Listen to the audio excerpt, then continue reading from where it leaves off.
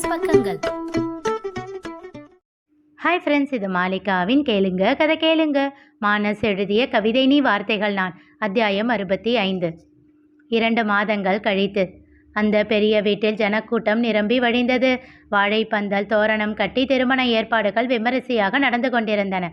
அந்த வீட்டின் ஈசானி மூலையில் மூங்கிலால் ஆன முகூர்த்த கால் நடப்பட்டிருந்தது. மணமகனுக்கு தலைப்பாகை கட்டும் வைபவம் நடைபெறப் போவதாக அறிவிக்கப்பட்டது. ஸ்ருதியின் பக்கம் அவளுடைய தாய்மாமனும் அவர் மனைவியும் வந்து அவளுக்கு புத்தாடையும் அணிகலன்களும் வழங்கினர். அஸ்வினின் பக்கம் அவனுக்கு தலைப்பாகை அணிவித்து புத்தாடைகளை அவன் கையில் கொடுத்தனர் முருகேசனும் வைதேகியும். மணமக்களை புத்தாடை மாற்றிக்கொண்டு வருமாறு சொல்லி அனுப்ப ஸ்ருதி தனக்கென ஒதுக்கப்பட்ட அறைக்குள் சென்றாள். அவளோடு பாவனியும் சுவாதியும் உள்ளே நுழைந்தனர். பியூட்டி பார்லர் பெண்கள் இருவர் அவளை அழகுபடுத்த காத்து கொண்டிருந்தனர். சீக்கிரம் வாங்க மேடம், 1 மணி நேரம்தான் டைம் இருக்கு என்றாள் அந்த பெண்மணி. வேகமாக வந்து அவள் காட்டிய இடத்தில் அமர்ந்தாள் ஸ்ருதி. அவள் முன்னே கை கட்டி நின்று உற்று பார்த்து கொண்டிருந்தாள் பாவனி. என்ன அண்ணி அப்படி பார்த்துக்கிட்டு இருக்கீங்க? வேற என்ன, எப்படியோ பிடிவாதம் பிடிச்சு சாதிச்சிட்ட இல்ல, அதைத்தான் யோசிச்சுக்கிட்டு இருப்பாங்க என்றாள் சுவாதி.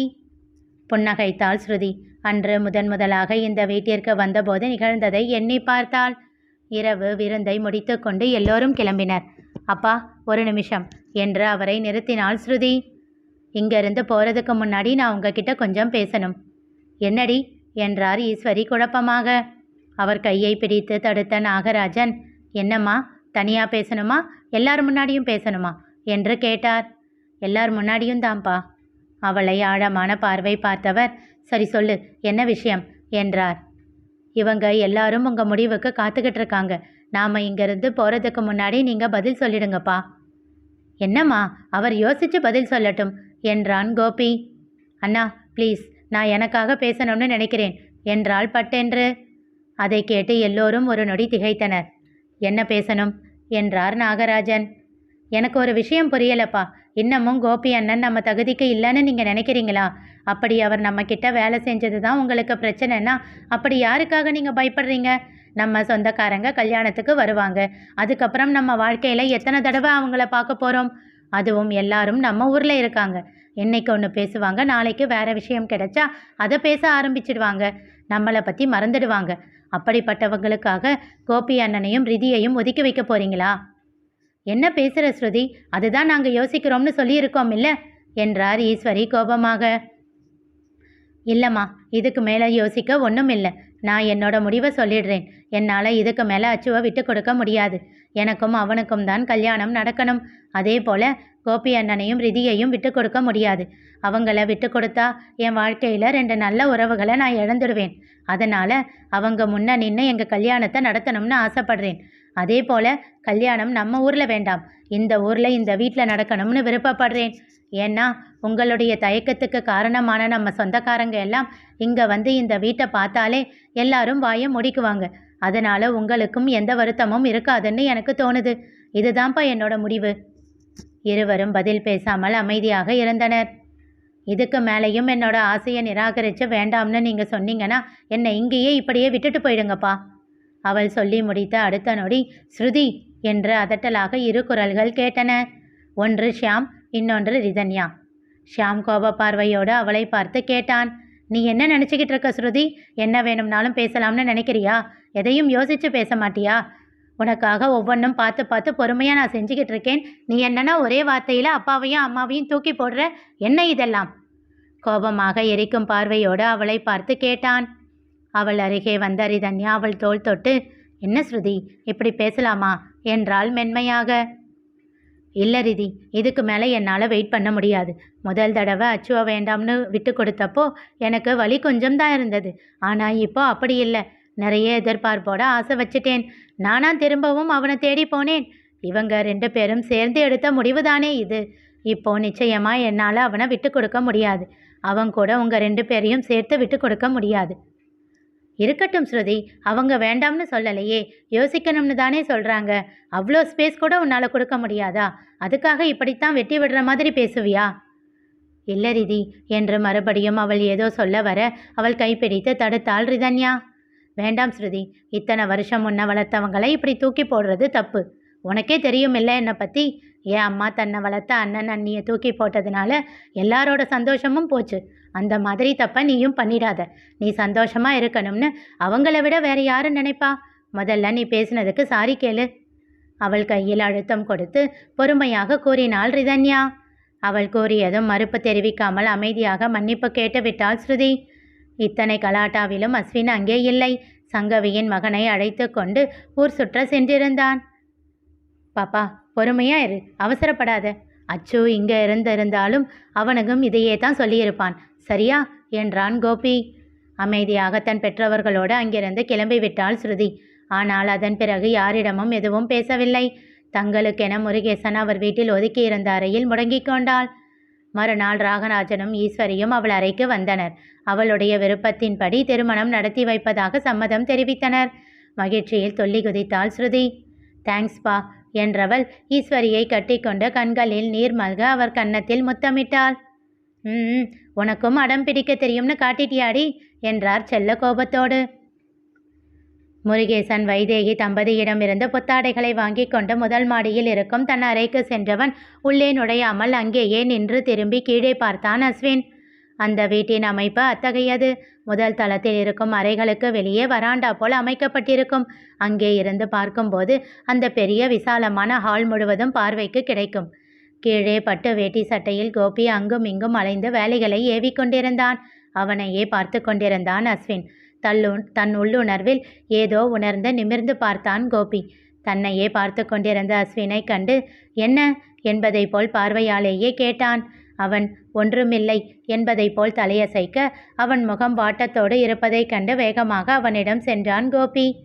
அச்சு, என்ன ஆச்சு? ஏன் ஒரு மாதிரியா இருக்க? சட்டென்று அவனை இறுக அணைத்து கொண்டான் அஸ்வின். என்னடா என்றான் அவன் தலைவருடி. சிறு விசும்பல் அவனிடத்தில் இருந்து ஒலித்தது. பதறி அவனை விலக்கி நிறுத்தி அவசரமாக அறைக்குள் அழைத்துச் சென்றான். என்ன அச்சு, எதுக்கு இப்போ அடற? 15 வயசுல அனாதையா ஆகியிருக்க வேண்டியவம்மாமா நான். எனக்கு இப்படி ஒரு ராஜ வாழ்க்கை.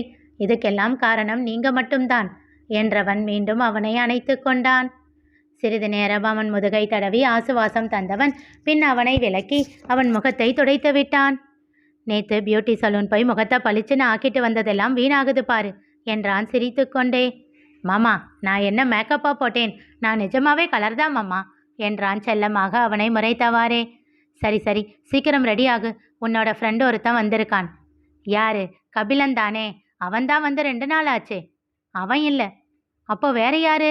வா வந்து பாரு என்று அவன் கைப்பிடித்து அழைத்துச் சென்று கதவை திறக்க அங்கே கைகளை கட்டி கோபமாக அஸ்வினை பார்த்தவாறு நின்றிருந்தான் அவன். மச்சி என்றான் அஸ்வின் மிகுந்த மகிழ்ச்சியோடு. அவனோ கோபத்தோடு முகத்தை திருப்பிக் கொண்டான். வேகமாக அவனிடம் சென்று அவனை அப்படியே தூக்கி கொண்டான் அஸ்வின். டேய் பசுமாடு, எப்படிடா இருக்க? நீ ஒன்றும் என்கிட்ட பேச வேண்டாம் மச்சி என்றான் அவன் இன்னும் கோபமாக. ஏன் மச்சி என்றான் அஸ்வின் பாவமாக முகத்தை வைத்து. உனக்கு கல்யாணம்னு நீ என்கிட்ட சொல்லவே இல்லை தானே? மாமா தான் கூப்பிட்டாரு. நான் உன் கூட பேச மாட்டேன். அச்சோ, சாரிடா பசுமாடு. சாரி எல்லாம் நாட் அக்செப்டட். டேய் சும்மா இரு என்றவாறு அவன் முதுகில் செல்லமாக அடித்தார் அவன் அம்மா. விடுங்கக்கா, நாங்கள் ஃப்ரெண்ட்ஸுக்குள்ளே அப்படி தான் சண்டை போட்டுக்குவோம், நீங்கள் கண்டுக்காதீங்க. அது சரி, இவன் வாயோ உன்னால தான் சமாளிக்க முடியும் என்று சிரித்தார் அவன் அப்பா. அவனும் சிரித்து கொண்டே, விடுங்க மாமா, மச்சி என் கூடவே இருக்கட்டும், அவன்தான் இன்னைக்கு எனக்கு மாப்பிள்ளை தோழன் என்றான் அஸ்வின்.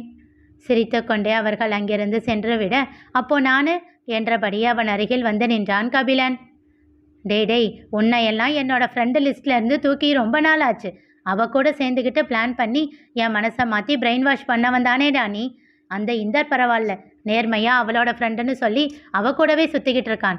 நீ தான் எனக்கு துரோகம் பண்ணிட்டு என்னையே சுற்றி வர. நீ என்ன மச்சான் இப்படி சொல்லிட்ட?